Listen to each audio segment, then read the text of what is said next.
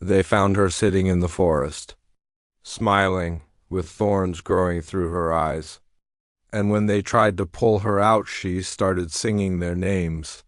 Would you follow a voice, if it sounded like your own?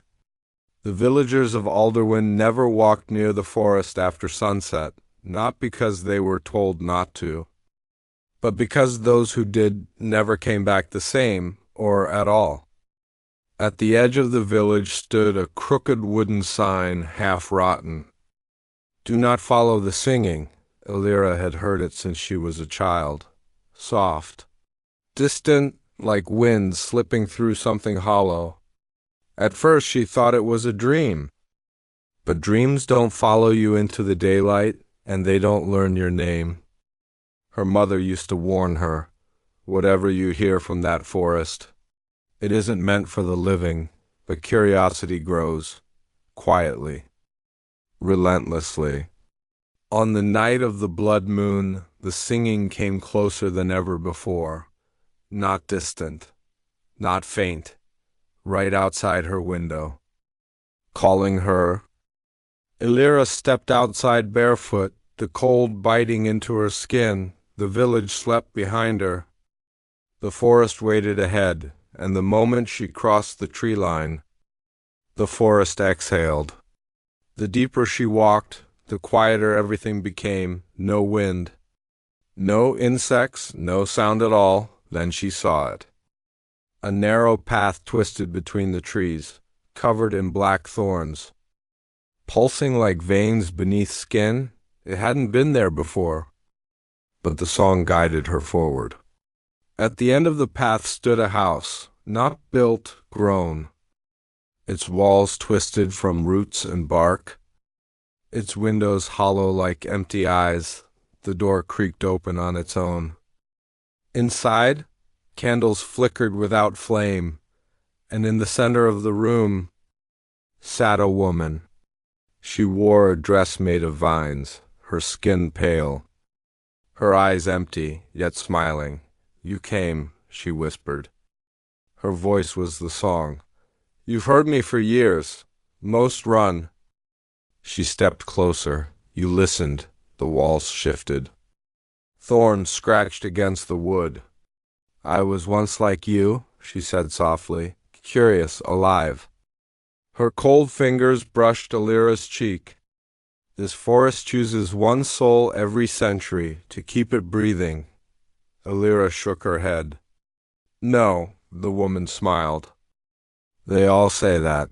The woman pulled back her sleeve. Thorns moved beneath her skin, growing, twisting. Roots have replaced my bones, she said.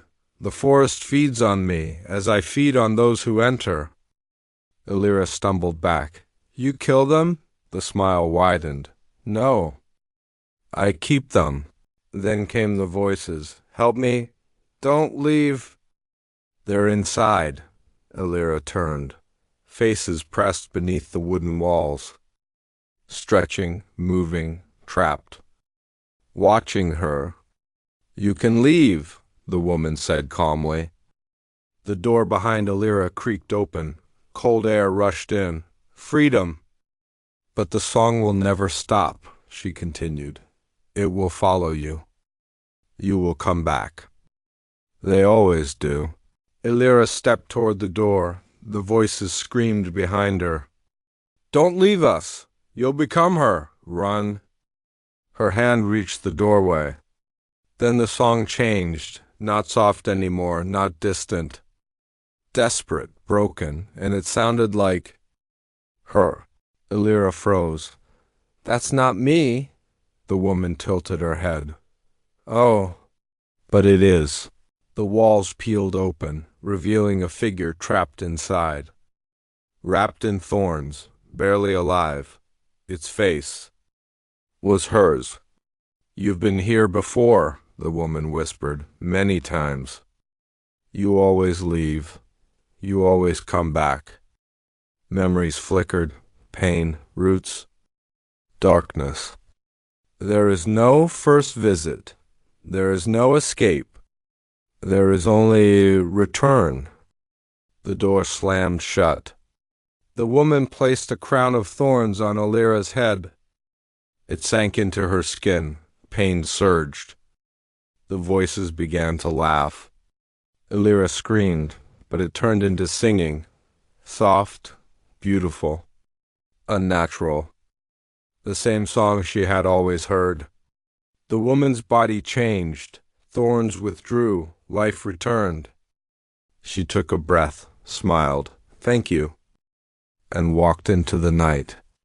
Inside the house, Elira sat still, eyes hollow, smile wide, listening, waiting for the next voice. Days later, the villagers heard the singing again, soft, distant, but this time it sounded younger, more familiar, more human, and if you listen closely, you might hear it too.